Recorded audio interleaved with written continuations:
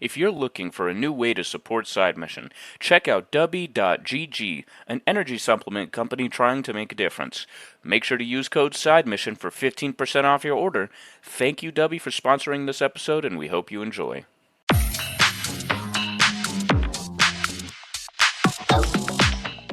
Welcome in to the newest episode of Side Mission. I, like always, am your host, Rusty Ellis, joined by the boys, Kyle Lynch and Matt Beck. And today, we're talking about the newest entry into the Assassin's Creed franchise, Assassin's Creed Mirage, or as Matt, Kyle, and I have all kind of taken to somewhat unlovingly calling it, Assassin's Creed Mirage, because that is more or less what this game is a big old bowl of mid. So, normally what we do with games, especially when we love them, is we kind of talk about, we talk about the positives first, and we get, pretty deep into the critiques when we have quite a few of them, or if we really, whenever we have any critiques at all. And we're going to do the same thing today, so I don't know why I just explained all of that, to be completely honest with you. I'm not editing any of this out, by the way, so post-production Rusty, leave it all in. That's what she said. Anyways, this has just already gone off the rails. Kyle, we were excited for this game, and that's why I'm going to start with Matt, because he is a bigger Assassin's Creed fan than you, and never let him know your next move. Damn.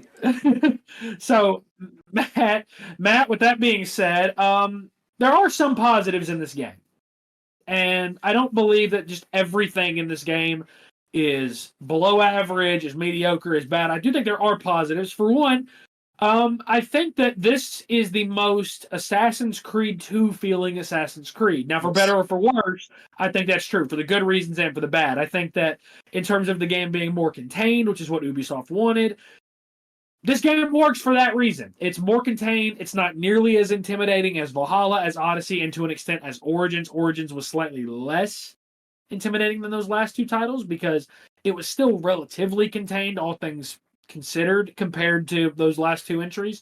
But I feel like this being a smaller experience, more, I don't want to say bite-sized, because it is still about a 15 to 20-hour game. It's still got some good meat on it. I feel like it being more contained works in this game's favor. Yeah, when they first announced this game and that it was going back to basics, I got really excited because the most recent entries and the most recent trilogy that we had with Origins, Valhalla, and Odyssey, Assassin's Creed had to take a break because a lot of people were saying that the formula was getting stale and it needed a refresher. So Ubisoft took that year break from when we had, I believe, between Black Flag and Odyssey. So when Odyssey came back, Odyssey. Origins. There we go. I was like, am I crazy? Remember, there's over 20 Assassin's Creed games right now. Yeah, I was like, did I just remember the order in a different way? What the hell? I haven't played Origins in so long, but yeah, no, the year gap that they took between Black Flag and Origins was, so that they could get together and figure out like what do we need to do to make a change in the series, and so it doesn't get so stale. Black Flag and Origins, I thought Syndicate came before Origins. Well, we did have Unity, and then we had Syndicate. So it was Syndicate and Unity. God, I've seen there's so many games. Okay, yeah. So the order release before Origins, it was Syndicate. I remember now. Kind of forgetful, if you obviously, because I AC fan. I played them all. So yeah, the gap between Syndicate and Origins, to come up with new concepts, and they introduced that more RPG sort of thing. But along with that, they also introduced, a much bigger map. And just if you looked at the size of Valhalla's map, you would basically just be like, that's the most intimidating thing I have ever seen in a game. Quite literally, because you definitely know that the Ubisoft formula is to fill up the map with just, enemy camps, random chests, different objects that you can find that you complete side stories through. But the one thing that I really loved that they did is, they had so many, side quests, and some of them are really good. Some of them are just really, you know what I mean?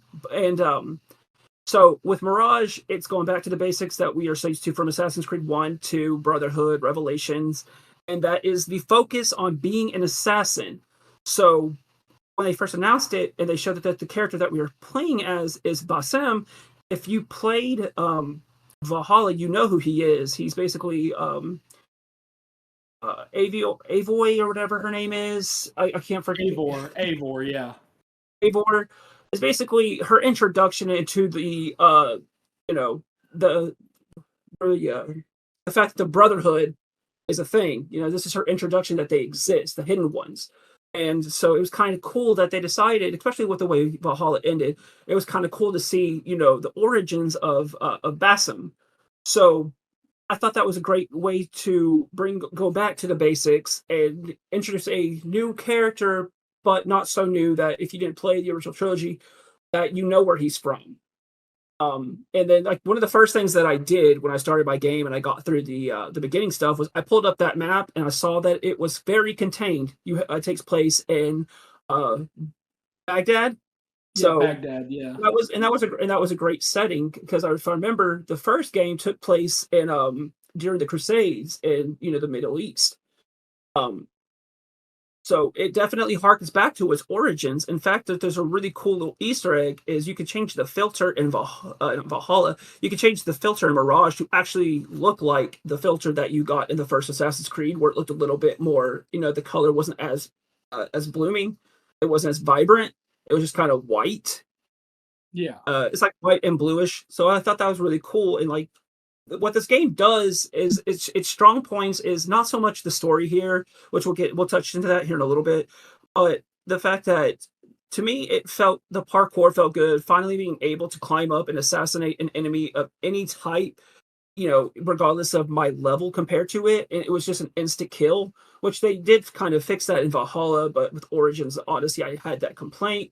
It was still kind of present in Valhalla, but it was definitely gone in this game, where I could just climb up any kind of building, use my eagle vision to find my targets, and immediately just get an instant kill with the hidden blade, because that's what that's an assassin's main weapon here is the hidden blade, and it just feels so satisfying just being able to instant kill enemies regardless of if they are just a basic soldier, an armored guard, or even a lion, because you'll find lions in this game. They're hard to find, but there's animals here, which is another thing that I noticed was kind of not here for the previous game, was the variety of the animal types. Um, I was actually happy that crafting isn't as big in this game. Like, it's very subtle because there's a couple of tools that you'll unlock throughout the game, such as smoke bombs, things that we've seen in previous games that I have missed: traps, smoke bombs, blow darts, sleep darts, things like that.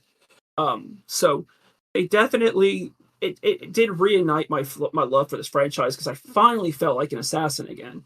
I didn't, because you know what? This game doesn't fucking work. It's so broken, bro. I'm sorry. Yeah, I hate to be the bearer of bad news, and we don't have many episodes like this. I agree with probably about a third of what you just said, Matt, because I do not believe this is a return to form whatsoever for Assassin's Creed. So I'll start with the stuff that I agree with, and then Kyle, I'll let you kind of piggyback off of that. I agree that the setting and the art style is really, really nice. I like that. I feel like they did a good job of kind of depicting what Baghdad looked like in this era of history and what, this part of the world looked like in this time of history. I liked that. I liked a lot of the design as far as character models. I liked a lot of, a lot of the clothing, a lot of the gear that you get. It all feels really, really unique to this era, and I like that.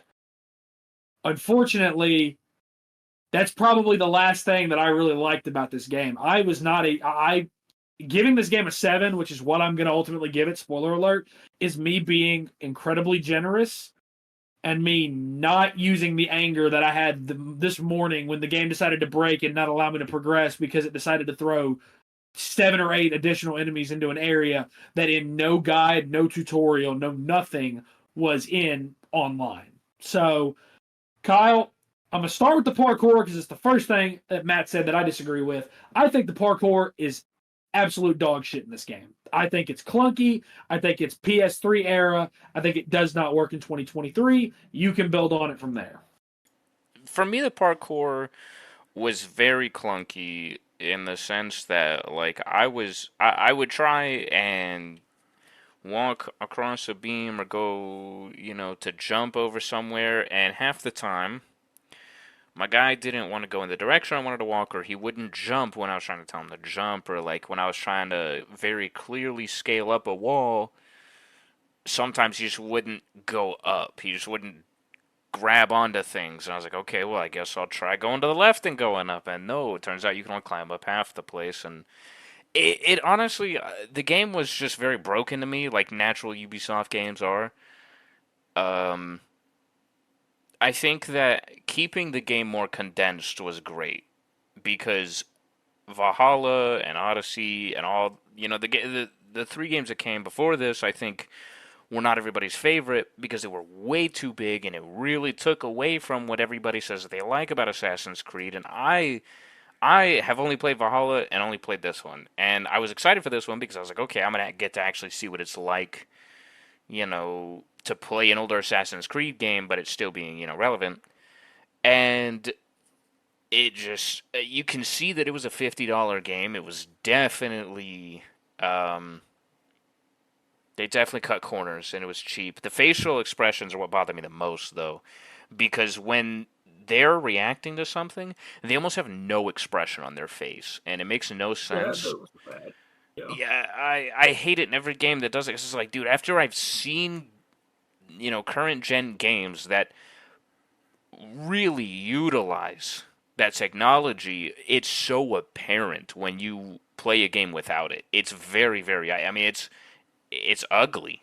I I don't like looking at it, and I think that keeping for the next game, if they keep it condensed like this, that would be great because it's what people want. But what I really want is a working game, one that functions properly, one that isn't so clunky and buggy. And unfortunately, Ubisoft is just they're like Bethesda. We just excuse it now. Everybody, it's kind of like the joke. Everybody shits on them for it, but it's like, hey, you ever gonna actually fix this? Um, Yeah. because the earlier games, you know, they weren't as broken as this. They always had bugs, yeah, but I mean at least they were playable. There's a reason why everybody liked the older games, and I don't know. This one wasn't for me. I think. No, and I'm with you on that because I loved that it was going to be contained. I loved that the game was going to be smaller, that it was going back to basics. But when I said earlier that it kind of feels like an Assassin's Creed 2 style Assassin's Creed for better or for worse, unfortunately for me, a lot of it feels like that for the worst aspects. Besides the clunky parkour, which half the time you're able to grab onto any ledge and half the time you're not. The other side of that is the combat, and whoever decided. I said this when we talked about Wolong. We didn't review Wolong earlier this year, thank God, because I hated that game. I'm on record saying multiple times that whoever decided that the dodge button also being the parry button should be fired because it's a terrible mechanic. Whoever decided at Ubisoft that the dodge button should be square. Yeah, you do not deserve your job. That is a fireable offense. I am not a fan of that whatsoever. I don't care that I can remap it. I don't care that I can change it. Why in the world it was not circle like every dodge in every video game ever is? I can't figure that out. Also, while I enjoy the high skill gap of, parrying and counterattacking as compared to just press triangle to counter and win. So basically the Arkham combat that everybody hypes up. And I love the Arkham combat, but that unfortunately is what Arkham combat is at its core, is press triangle to win. As much as I like that, it doesn't lend itself well when you end up in skirmishes with 3, 4, 5 enemies. That does not lend itself well to this style of combat, to this game, because essentially the game is saying you either play in stealth or you don't play the game. Because it also punishes you, and I'll get into that in a minute, it punishes you for getting into open conflict and for killing enemies, even if it is just out of self-defense. It punishes you for that with the notoriety system. And I hate that garbage system as well. We'll talk more about that in a bit. But combat, whereas I liked it early, the more and more I played, the less I liked it, and the more I was like, something that the previous couple of games did right was the combat, and I never felt like I just had no shot to finish the game or to progress in the game because I played a certain way. this game pigeonholes you into playing stealth, and then it can't even keep itself together long enough, as I mentioned earlier, for you to be able to progress. Because I had a bug this morning happen where in an area that I believe I counted, there's 8 enemies in it normally. There was like 15, 16 enemies in my game because random enemies spawned out of nowhere, and I know that was not by design because these enemies never moved. And what we all know about Assassin's Creed, the AI moves. They have a path they are supposed to walk along. None of these enemies moved. Even ones that are looking at stuff they're picking up off tables, they're not moving. They're frozen still. They are not moving an inch of their body. So I am not very happy with Ubisoft after this game. And for several reasons, I'm not happy with them. In 2023, and I know that we've had other broken games that have been significantly worse. Looking at you, Gollum. Looking at you, King Kong, Skull Island, whatever the hell it's called, that looks like a damn PS2 game and they want $50 for. By the way, before anybody hears that and asks, no, we are not reviewing that. Go fuck yourselves.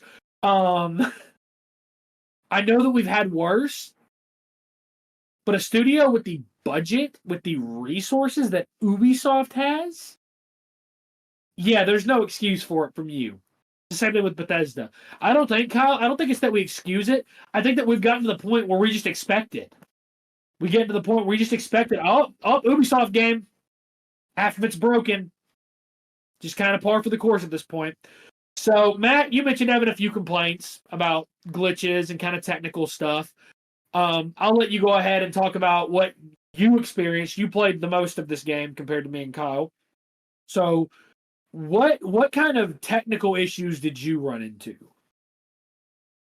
I definitely did want to touch on the parkour being completely broken, especially with me how I did like to try and play stealth. So there are just moments where my character wouldn't register to climb something, or I'll basically just be stuck in between like a wall and a kind of a fence, and I'm just trying to move, and I'm stuck there, just in my ducking position.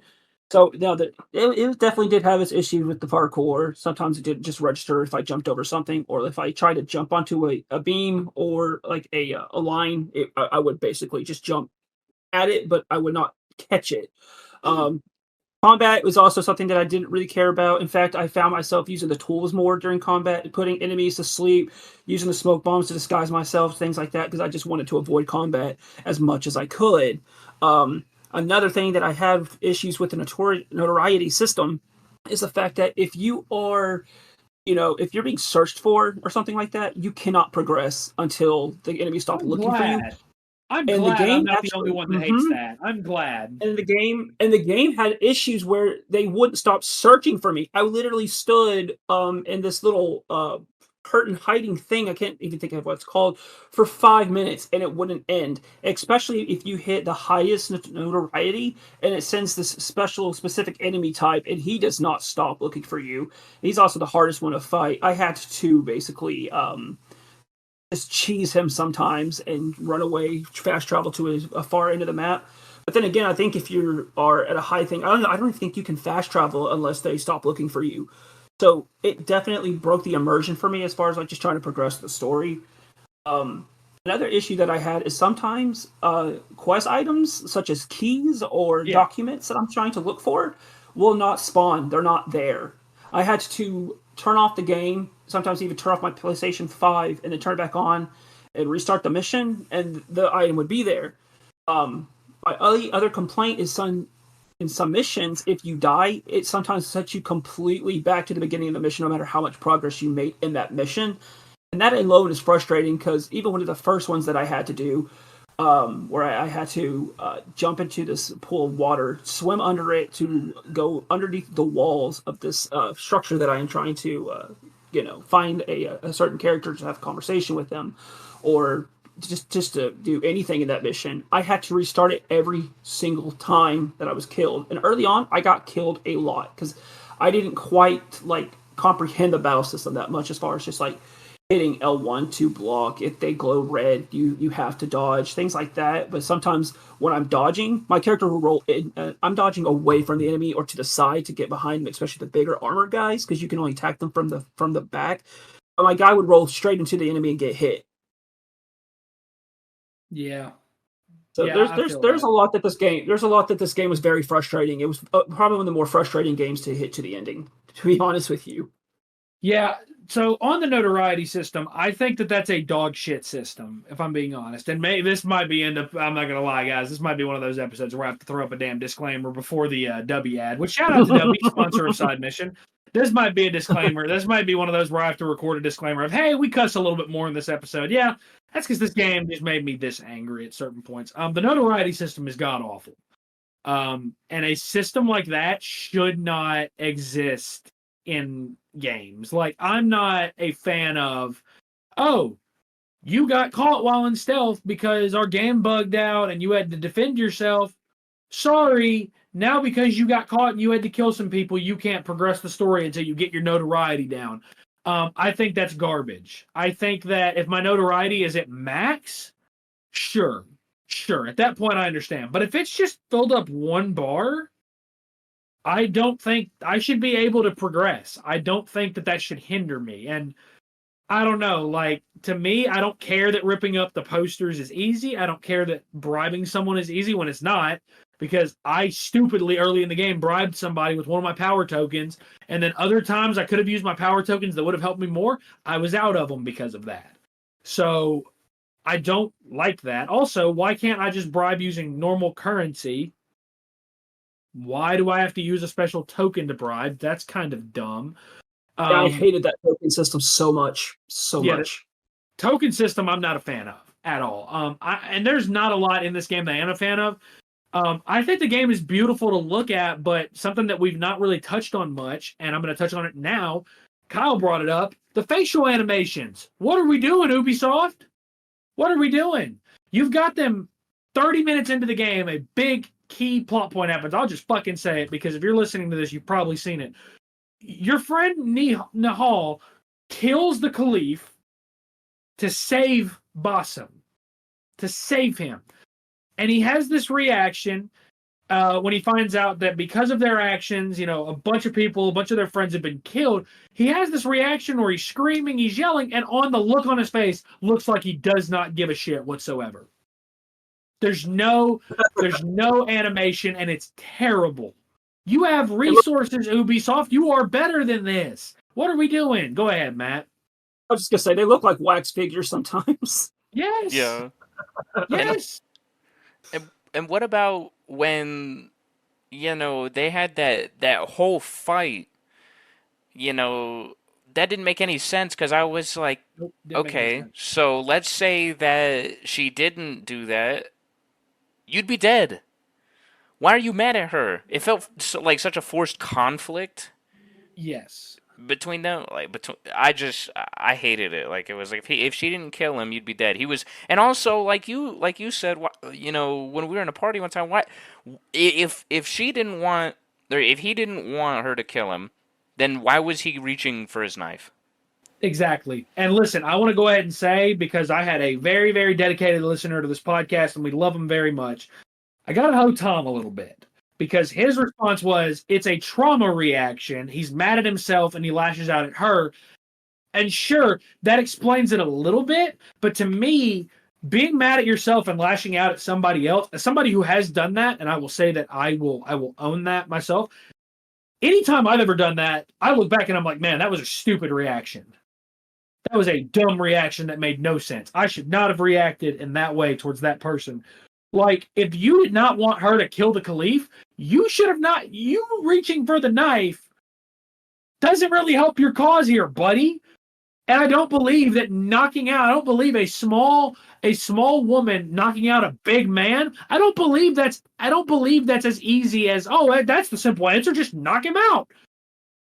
I don't think the answer is that simple. I don't think in that moment, the adrenaline, what Nihal did, however you pronounce her name, I promise we're trying to pronounce it properly. This is one of those times where Matt's not the only one that's going to struggle with pronunciations. But, like, her response, and in that moment, that is exactly what I would have expected my best friend to do. Save me. Fuck him. Fuck the guy that's trying to kill me. Like, not literally, but you know what I mean? Like, forget him, man. Like, I'm not concerned about his well-being if he's trying to kill me. And I get it that the decision ultimately, what you did, ultimately caused the death of your friends. But the reaction at getting mad at her, it feels like forced conflict for the sake of creating conflict. And it's like, okay, well, now it's to create this coming of age story where he grows wiser. And instead, it's about him learning, that, she did the right thing to save him. Why not instead just make it a redemption story of, hey, because of what we did, they killed our friends. We're responsible. Let's go out there and let's redeem ourselves. They could. There's your answer. There's how you fix it. Instead of creating the fake forced fight between the two, you say, "Hey, this is our fault. Let's move forward and let's redeem them. Let's make their lives worth something." There is your answer, Ubisoft. You didn't even have to pay me to fix that plot point for you. It's a terrible plot point. So, I want to close this episode with a question because it's a question that Matt, me and you and I. Let me get the grammar correct there. You and I have posed this question. What is the vision for Assassin's Creed at this point? Like, what in the hell are we doing with Assassin's Creed? Because there was a time with Ezio Trilogy, with Black Flag, with Assassin's Creed 3, we knew what the story was at a certain point. We knew what was going on and it made sense. Now, I don't quite know what we're going for here. And I feel like we've reached a point where, Matt, if I'm Ubisoft, as much as it would probably get me in trouble to say this, I think that we probably need to take a page out of Nintendo's book and with one of our biggest properties, take 5 or 6 years on the next one instead of just doing it 2 to 3 years. Here's the damning part of Assassin's Creed Mirage, and then I'll let Matt speak because I know that I'm kind of rambling. Do y'all know what the biggest gap between Assassin's Creed games is? 1 year, isn't it? No, the biggest gap between Assassin's Creed was the gap between Valhalla and Mirage. They had three full years, and this is the game we were given. It's unfinished, it's unpolished, it's clunky, and the story is mediocre at best. It's a 7 out of 10 game, and that's being nice. Take 5 years to make the next one. Tears of the Kingdom was realistically 5 years in the making for Nintendo. When you look at Breath of the Wild releasing on the Switch to Tears of the Kingdom, and odds are they were probably working on it before then. But look at the finished product. It was polished. It was good. And yes, a lot of those assets were reused, but it was an excellent game. Even though I know Kyle is probably hating that I'm saying positive things right now. But that's a discussion for another day. But the point being, how long was Mario Odyssey in development for? It wasn't made in 2 years. They took time with it. God of War Ragnarok was not made in 2 years. Spider-Man 2, which drops as of recording, drops in about 27 hours? It was not made in 2 years, in 3 years. There has been time that's passed between the developments of these games. Ubisoft, I'm begging you, and then Matt, I'll let you kind of give me your take on it all.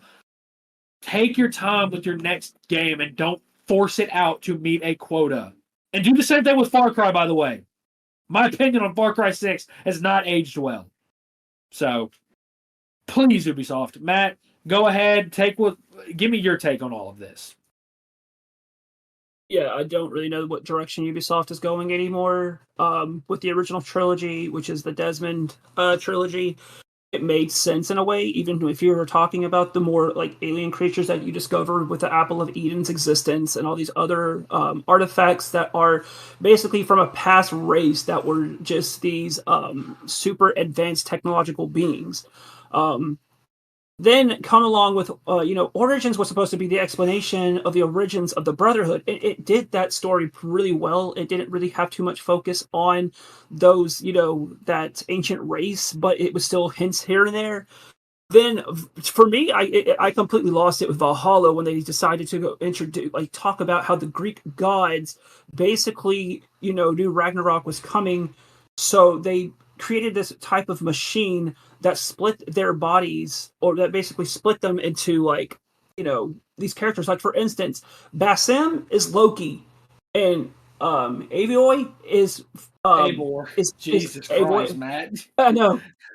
Avoy is Odin. Eivor. Good Lord. Eivor. Eivor is Odin. And that right there is where I started completely just losing like what the plot is anymore. To get into a little bit of spoilers for Mirage, now they're hinting at a more what is that setting called with Cthulhu and all that. There are hints there. Yeah, yeah. There's a side quest that you do where you collect these books for a scholar at the House of Wisdom. And one of the very last books that you find, he calls it the Book of the Dead, but it's not the Book of the Dead that you think it is, like in Egyptian lore. It's basically I wish I can remember the name of that art style, where it's like Cthulhu and all of that, like that type of thing. Oh, H.P. Lovecraft, yeah, H.P. Lovecraft, yeah. Lovecraftian, whatever. You're given a charm at the end of it that like you have these little things that you put on as equipment. They don't do anything; they're just there for complete style. But it's basically the head of Cthulhu. I'm like, is this where we're going with the next trilogy? Because I know that Ubisoft had basically a future plan set out where they announced several games along with Mirage, Assassin's Creed Hex, which is basically this. They're going to go into the more witch era of time with witches and things like that, witchcraft. So I'm like, I guess that's where we're going next as far as the next trilogy goes. So I'm just like, y'all really don't know anymore. I don't know anymore. Your fans don't know anymore. We're just going along for the ride now, and it's more batshit crazy than Kingdom Hearts is, and I know how crazy that story is. So I'm at a loss where they're going anymore. Like it's still fun to play as an assassin and go in different eras of time, but nowadays I'm like, we're kind of running out of like the more interesting times. You know what I mean? Yep, and I think that the problem is there's no real direction, and again, it's why I think the next game needs to spend more time in the oven and it can be a more refined game. And I think that ultimately benefits this. They also need to come up with their direction. They need to say, okay, here's the story we want to tell. Here's how we can do it over 3 games. Do what you did for the Ezio trilogy. Do exactly what you did for that. Come up with the story to tell from beginning to end. It can have different characters in each game, but just come up with a consistent, coherent story you want to tell and take your time. I don't think that this game... Assassin's Creed has reached a point for me where it's a lot like Call of Duty. If you're wondering where our review of that is, it ain't happening for several reasons.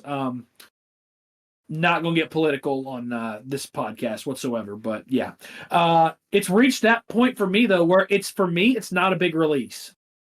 It's a very mediocre release. It's a release I don't look forward to, and I'm not going to look forward to anymore. Because I was excited for Assassin's Creed Mirage, and it just disappointed me. Pretty much all the hype was a Mirage. Damn. Fuck all y'all, that was funny. That was boring. But I think, Kyle, do you have anything else you would like to add? No, that was pretty much it. Yeah, I don't have anything else to add. So that is going to wrap up this episode of Side Mission. Be sure to follow us on Twitter at Side Mission Pod. You can check us out on Facebook as well at Side Mission Podcast. For the boys, for Matt Lynch, what the fuck? For Kyle Lynch and Matt Beck, I'm Rusty Ellis. Thanks for listening.